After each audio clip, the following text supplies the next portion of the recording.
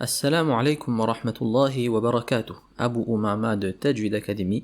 Bienvenue dans cette nouvelle vidéo où nous allons parler des mots du Coran.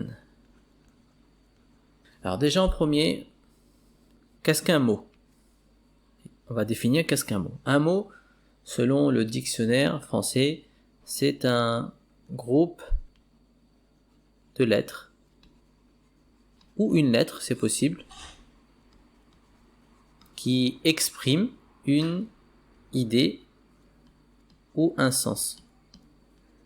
Peu importe la langue, que ce soit français, italien, allemand, quand on a une lettre ou un groupe de lettres qui ensemble vont exprimer une idée ou un sens, on appelle ça un mot.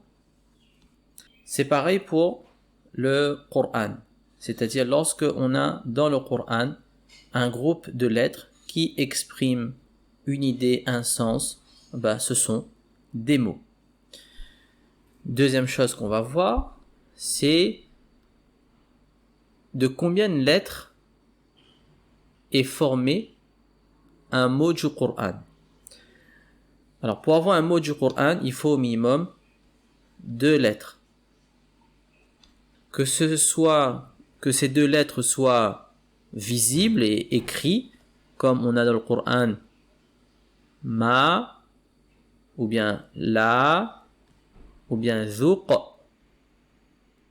D'accord? Ce sont 2 lettres à chaque fois qui forment un mot, et ces 2 lettres on les voit bien. On a ici mim, on a ici alif, 1, 2, pareil, lam, et ici alif, et ici zal, et ici qaf. Donc 2 lettres qui forment un mot, si on les voit.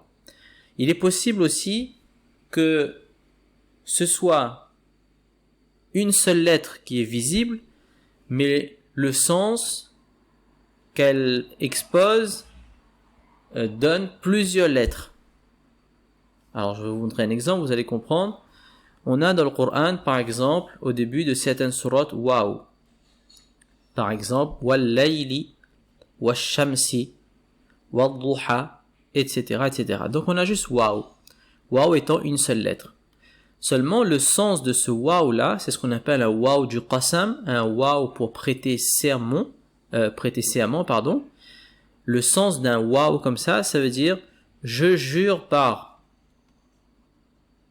Vous savez où on a dans le surat, Allah il jure par la nuit, il jure par le jour.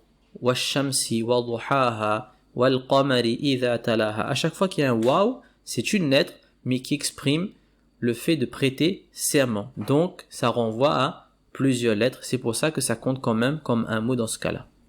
Donc ça c'est le minimum pour avoir un mot. Maintenant on voit quel serait du coup le maximum de lettres dans un mot du Coran.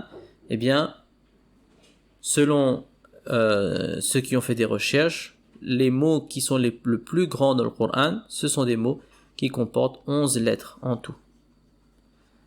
On a par exemple, alors je donne un seul exemple, a, nul, zi, mu, ku, mu, ha.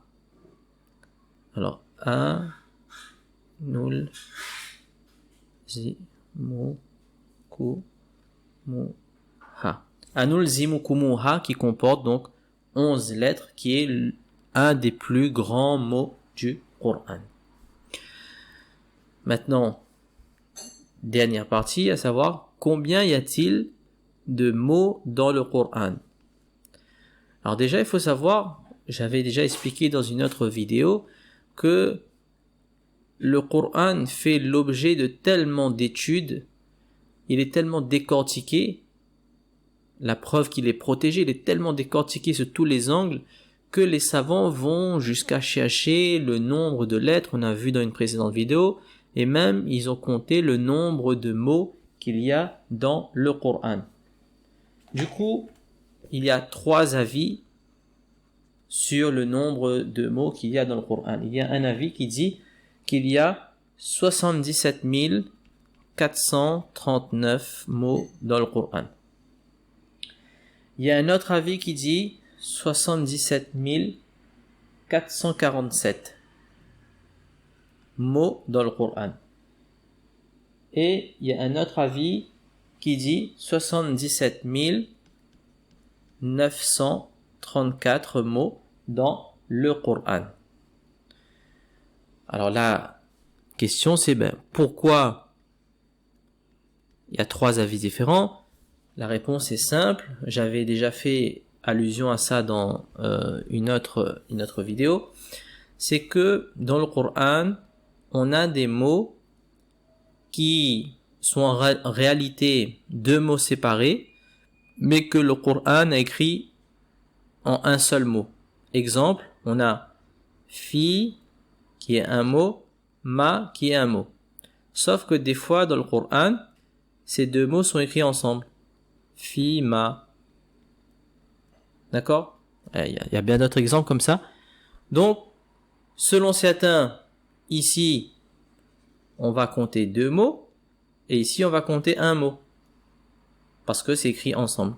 Selon d'autres, ici, on va compter 2 mots, même si c'est écrit en un seul mot. C'est pour cela que il y a des divergences sur le nombre exact de mots. C'est par rapport à l'écriture. Comment dans le Coran ça a été écrit? Est-ce que c'est écrit séparé, pas séparé? Est-ce qu'on prend en compte que même si c'est écrit ensemble, on considère que c'est séparé ou pas? C'est pour ça qu'il y a une divergence d'avis à ce propos.